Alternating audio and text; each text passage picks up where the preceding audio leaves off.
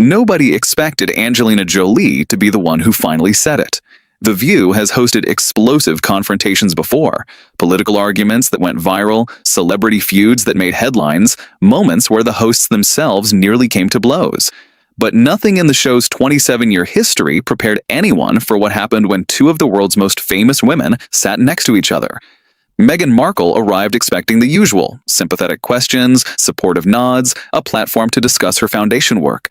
Angelina Jolie arrived expecting to promote her new humanitarian documentary. Neither expected to become enemies within the first 10 minutes. What followed was 17 minutes of the most uncomfortable television in daytime history. Meghan tried to fight back. Angelina calmly dismantled every attempt.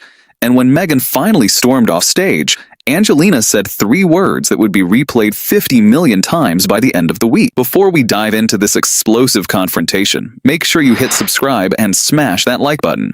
Now, let's get into what really happened on The View. The View studio was buzzing with unusual energy. 2 A-list guests on the same episode was rare enough, but Meghan Markle and Angelina Jolie together? The producers knew they had something special. Both women were advocates for humanitarian causes. Both had navigated intense media scrutiny. Both had complicated relationships with family that played out publicly. The hosts took their positions. Whoopi Goldberg anchored from her usual spot, flanked by Joy Behar, Sunny Hostin, Sarah Haynes, and Anna Navarro. The audience applauded as first Meghan, then Angelina, walked out and settled onto the guest couch. "Welcome," Whoopi's voice carried its usual warmth. "We've got 2 incredible women here today. Meghan, the Duchess of Sussex, here to talk about Archewell's mental health initiatives, and Angelina Jolie, here to discuss her new documentary on global displacement. Ladies, thank you for being here." Both women smiled. Both looked relaxed. It wouldn't last. "Meghan, let's start with you," Joy said. "Archewell has been doing a lot of work around mental health awareness. Tell us what's driving that." Meghan turned to face the hosts, her posture perfect. "Mental health is deeply personal to me. I've been open about my own struggles, and I believe that by sharing our stories, we create space for others to seek help. Real advocacy means using your platform to genuinely connect with people who are suffering, not just showing up for photo opportunities." The comment seemed innocuous enough, but Angelina's head turned slightly. "That's wonderful," Sunny said. "Angelina, you've also been involved in advocacy work for decades. How do you approach—" "Can I just respond to something?" Angelina's voice was calm, measured. "I'm curious what distinguishes real advocacy from photo opportunities, because in my experience, the line isn't always as clear as people suggest." Meghan's smile flickered. "I just mean that genuine advocacy requires sustained commitment, not just showing up when cameras are present." "I've spent 23 years working with refugees," Angelina said. "I've been to Syria during active conflict. I've held dying children in camps where no cameras existed. Are you suggesting there's something inauthentic about that work? I wasn't referring to you specifically." "Then who were you referring to?" The air in the studio shifted. Whoopi leaned forward.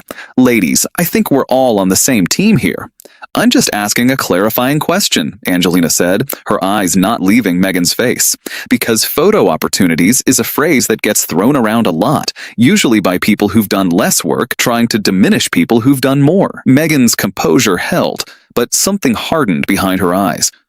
"I've done extensive work through our foundation: mental health awareness, veteran support, women's empowerment." "For how long?" The question was simple. The implication was devastating. "Since we established Archewell." "Which was when? 2020? "Yes, but my advocacy work began long before that." "Doing what specifically? Because I'm genuinely curious. Before you married Harry, what humanitarian work were you doing?" Meghan's face flushed. "I was a global ambassador for World Vision. You spoke at the UN once, in 2015, about gender equality in education. It was a 7-minute speech." Angelina's voice remained perfectly calm. "I've testified before the UN Security Council multiple times. I've briefed Congress. I've met with heads of state in active war zones. I'm not saying this to diminish your speech. I'm asking why you're implying that other people's decades of work are photo opportunities." Joy tried to intervene. "I think what Meghan was saying—" "I can speak for myself," Meghan snapped, then softened. "I'm sorry, I wasn't making a comparison. I was speaking generally about the difference between performative activism and genuine engagement." "And how do you measure the difference?" "By impact, by sustained commitment, by whether the work continues when the cameras stop." Angelina nodded slowly. My documentary follows 3 refugee families over 7 years. No publicity, no fanfare, just documentation of their journeys. The cameras stopped for most of that time. The work continued. Does that qualify as genuine engagement, or should I check with you first? The audience was frozen. The hosts exchanged glances. This was rapidly becoming something they couldn't control. Angelina, Sarah attempted gently, I think we can all agree that both of you are doing important work.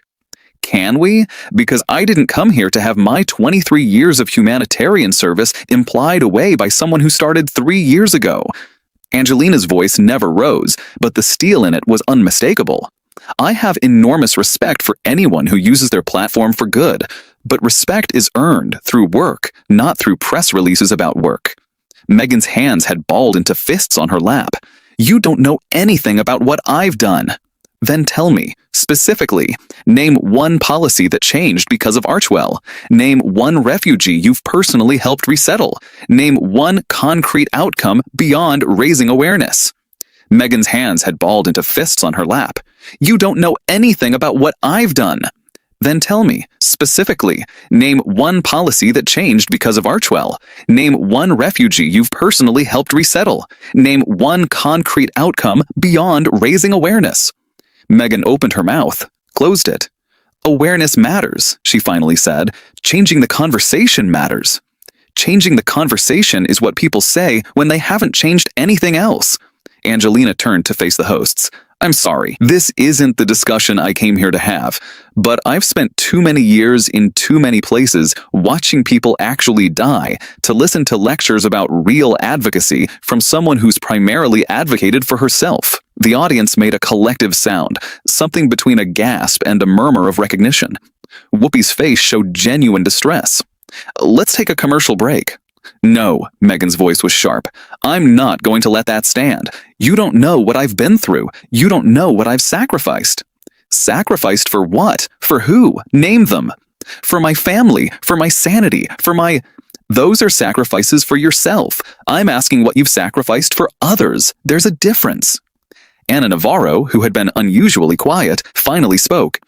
Angelina, I think Meghan has faced genuine hardships. The media scrutiny, the institutional... I don't doubt her hardships.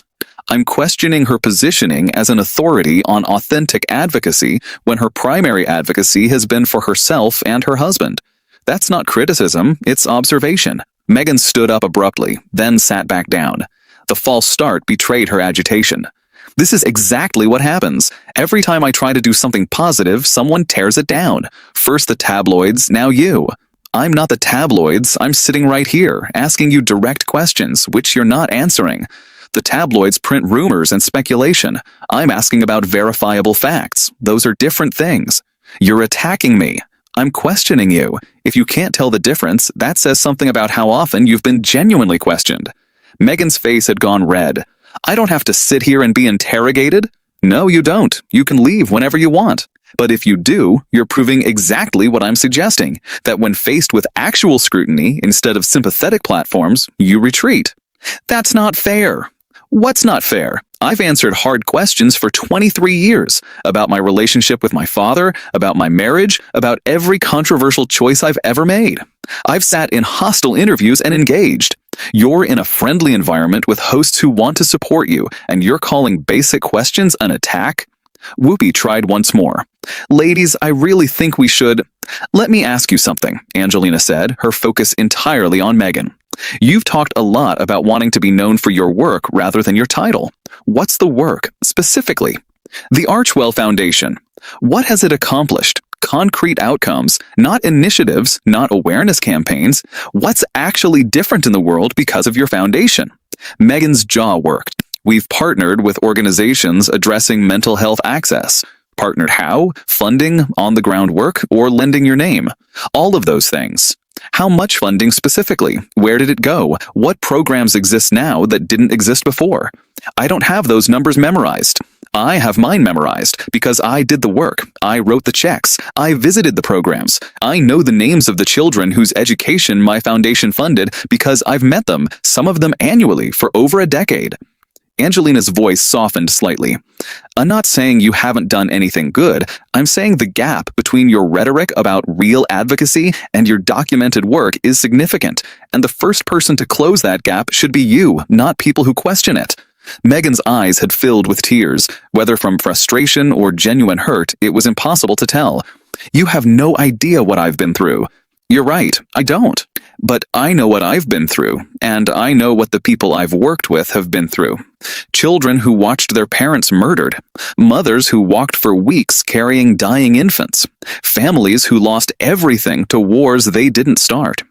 When you've held those people, when you've heard those stories, when you've spent decades trying to help in whatever small way you can, being lectured about real advocacy by someone whose primary hardship was negative press coverage feels disproportionate. My hardship was not just negative press. I know, I've read about it. You've made sure everyone has read about it. You've told your story on Oprah, in a documentary, in interviews, through your husband's book. You've been very effective at communicating your suffering.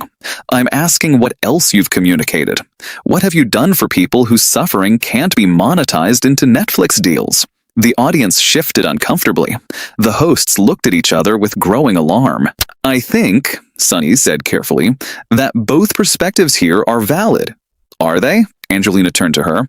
"Is complaining about tabloid coverage equivalent to advocating for refugees fleeing genocide? Is being criticized on social media comparable to watching children starve in camps? I'm not saying Meghan hasn't struggled. I'm saying perspective matters. And when someone with her level of privilege lectures about real advocacy, she should expect to be asked what hers looks like." Meghan grabbed her water glass, took a long drink, then set it down too hard. "You've clearly decided who I am. Nothing I say will change that." "I haven't decided anything. I've asked questions. You've answered some with deflection and others with accusations of attack. That's not me deciding who you are. That's you showing me. I'm showing you someone who's been traumatized by exactly this kind of questioning, scrutiny, basic journalism. If those things traumatize you, public life might not be the right fit, because the work I do requires facing much harder things than uncomfortable interview questions. You don't understand the pressure. I've been famous since I was 20 years old. I've been followed by paparazzi. I've had my marriage dissected globally. I've been called everything from a homewrecker to a saint. I understand pressure. What I don't understand is treating that pressure as equivalent to actual suffering and then positioning yourself as an authority on how to help people who are actually suffering." Meghan stood up fully this time.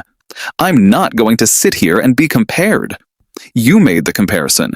You implied that real advocacy was different from photo opportunities. I'm asking you to clarify which side of that line your work falls on. If you can't answer, that's an answer in itself." Joy made one final attempt. "Meghan, please sit down. Angelina, maybe we can find some common ground." "I'm happy to find common ground," Angelina said. "I think Meghan has a platform that could do enormous good. I think her visibility could help causes that desperately need attention. What I'm resisting is the suggestion that she's already done that work, when the evidence suggests she's primarily done publicity for the work." "That's incredibly unfair." Meghan was still standing. "What's unfair? I've asked you 3 times for concrete examples. You've given me generalities. If I asked about my work, I could give you names, locations, funding amounts, program outcomes, legislative changes I've personally advocated for. That's not because I'm better than you. It's because I've been doing this for 23 years instead of 3. Time matters. Receipts matter. Authenticity requires both." "Authenticity requires receipts." Meghan repeated the phrase bitterly. "That's a nice soundbite. Did you practice it?" "No, I practice my testimony for congressional hearings. I practice my presentations for UN briefings. Soundbites emerge when you've thought about something long enough that clarity becomes natural." "You're insufferable." "Perhaps, but I'm also documented. My work exists in the world beyond press releases. Can you say the same?" Meghan looked around the studio, at the hosts who couldn't help her, at the audience watching in stunned silence, at the cameras capturing everything. This is exactly what always happens. Someone decides I'm the enemy and nothing I say matters. "You're not my enemy," Angelina said quietly. "You're someone I don't know, making claims I find questionable. That's not enmity, it's skepticism. If you can't distinguish between the two, you might want to examine why disagreement feels like attack. Because it's always phrased as disagreement while actually being destruction. I'm not trying to destroy you, I'm asking you to substantiate your claims. If that feels destructive, the problem isn't my questions, it's the fragility of what you've built." Meghan's face contorted. For a moment, it seemed like she might cry. Then something harder took over. "I don't have to prove anything to you." "You're right, you don't. But you chose to come on television and talk about your advocacy work. When you do that, questions are part of the package. If you wanted to do the work quietly, you could. You haven't, so the questions follow. I've done more than you know. Then tell me, I've been asking, you've been deflecting. At some point, deflection becomes its own kind of answer." Meghan grabbed her purse from beside the couch. "I'm leaving." Whoopi stood up. "Meghan, please." "No, I came here for a conversation about my foundation work. Instead, I've been attacked by someone who's clearly decided to be my enemy." Angelina remained seated, perfectly calm. "I asked you questions. Every question was relevant to claims you made. If you can't answer questions about your own work, that's not my hostility. It's your lack of preparation. I won't be lectured. Then don't make statements that invite questions. Real advocacy versus photo opportunities is a judgment. Judgments invite responses. If you wanted to discuss your work without scrutiny, you shouldn't have implied that other people's work was inferior."